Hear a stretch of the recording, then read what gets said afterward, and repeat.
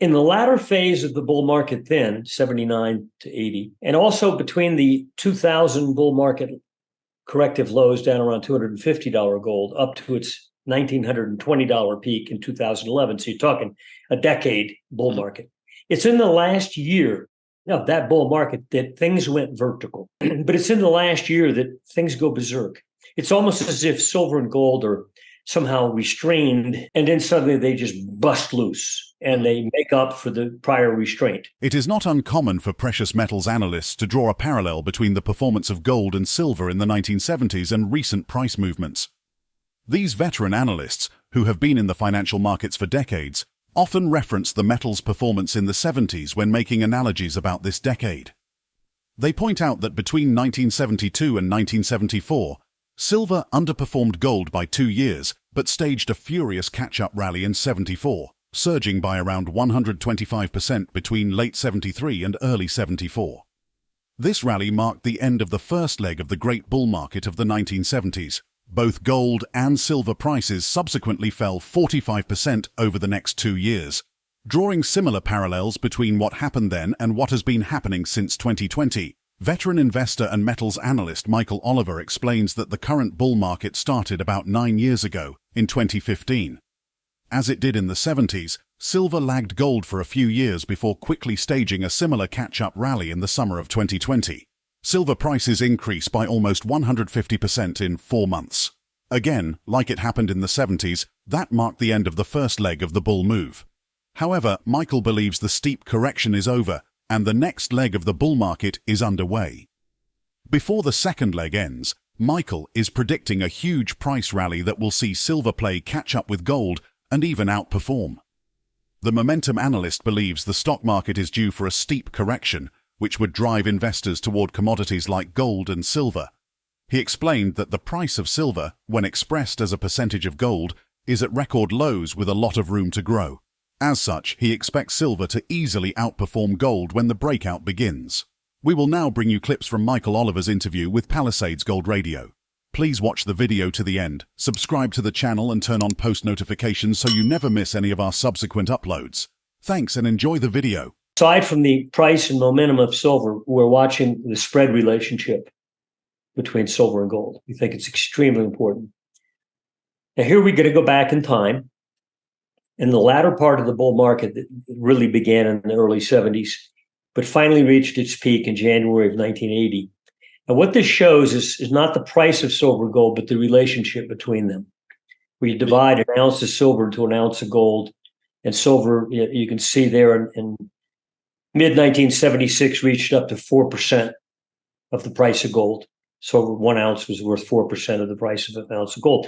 But then it retreated and underperformed from 1976. This is all during a bull trend, by the way, because the net price from the summer low of 76 through 1980, gold and silver were in fact rising, but silver was underperforming.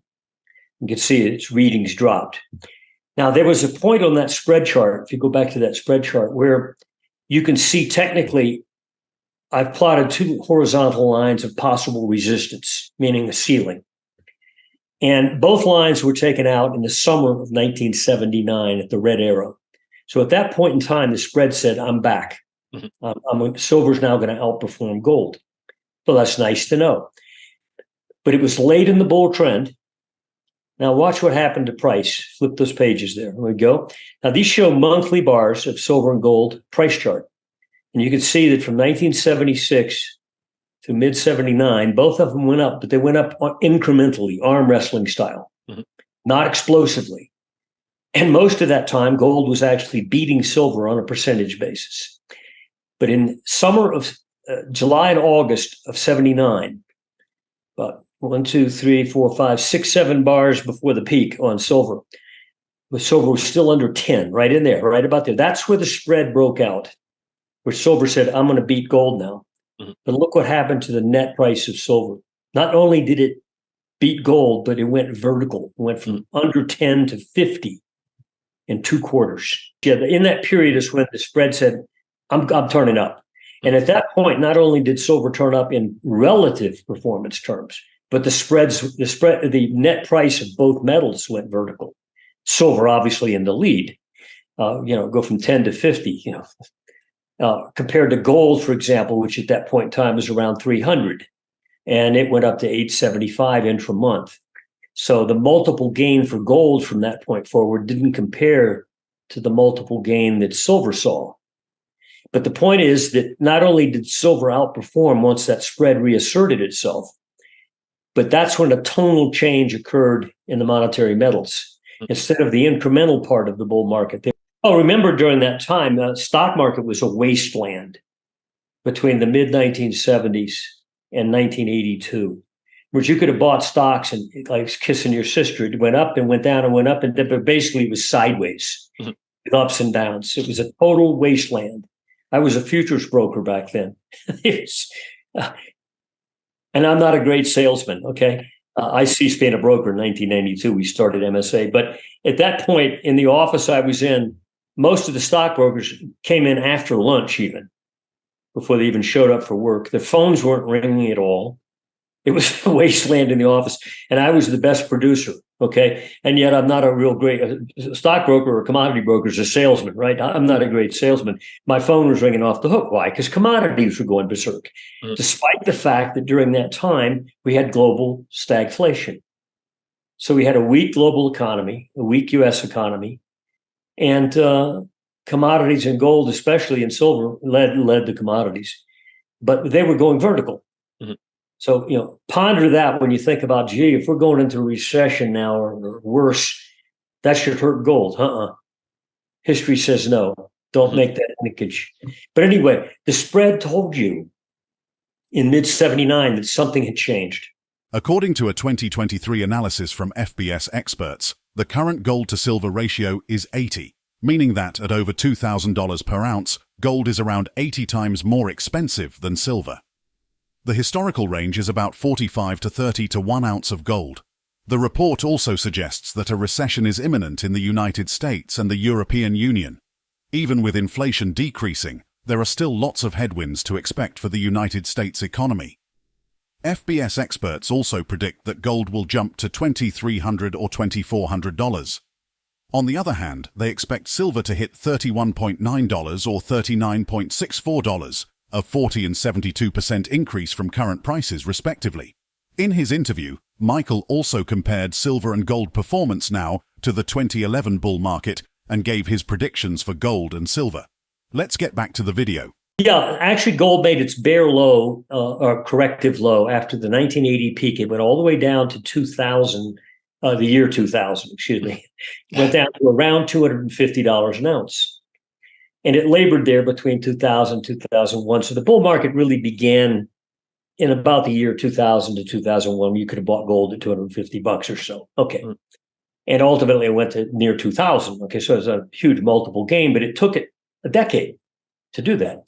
Now, but here's the spread relationship starting from year 2006 through the end of that bull market in 2011, where you'll notice silver was fairly firm there in the beginning in 2006 and 7 versus gold, but then it started to bleed off. And its relative performance declined from 2007 to 2008, made a low in late 2008, sort of like the low we made last year in 2022 lately. Not only was silver underperforming, but it sort of dropped precipitously relative to gold. And then it bounced and went stable, but still capped off. Not back to where it had been on the spread charts back in 2006 and 7, but started to firm and developed a ceiling where you had multiple highs. They're not all perfectly aligned, I'll admit. But I picked the top 3 of those highs that occurred below that red line and used it as my point. But there were 3 rally highs that peaked all in that, they call it the 1.6% area, where silver was worth that much of an ounce of gold, 1.6%. But in September, October of 2010, the spread broke out. It said, okay, base completed. I'm reasserting myself on a relative performance basis. And of course it did in a big way. You can see the spread went berserk. It doubled. So now gold is how many years old? Well, it's 8. We're now in our 9th year of bull trend. December 2015 was the bear low. We doubled. And now this year, late last year, actually, we popped to new highs. And So gold has done what it did back in 2009, broke out to new highs, but silver hasn't. So we're late in that bull market, and that spread of silver versus gold has got a ripe structure overhead. Now, this is the same silver gold spread that we used in that 1976 to 1979, and also from 2006 to 2011. This time, we have a downtrend line instead of a flat ceiling. And you'll see that silver back in 2020, during that big surge that both metals had, silver vastly outperformed gold. It went from like 0.8 something, 0.8% up to 1.6% almost. No, forward to the current time. Okay, sorry. Yeah, back to the current one. Yeah, that you see the spread really exploded there between mid 2020 and early 2021. Right. But then silver entered a couple year period of underperformance to gold, where it pulled back fairly sharply into late September of last year. Same with price, both the gold and silver dropped in price at that point, but silver more. And then silver reasserted itself, both in price, went from the $17 zone up into 24, 25 level. But the spread also had a surge and rally. And at that point, there was not a real good structure developed, which we couldn't have plotted this line at that point. But since then, since late 2022, when both metals had a recovery, but silver had more of a recovery, silver entered a pullback. But you can see that since early 2021, it has developed a downtrend line, a credible one, where you could 1, 2, 3, 4, 5 points to find the line. So a red arrow there says if you get a monthly close of silver this month or next, somewhere up around 1.22% or higher. Right now we're trading about 1.14%, something like that. So it doesn't take a lot, but you get an uptick to cross that line. And this spread says, I'm back.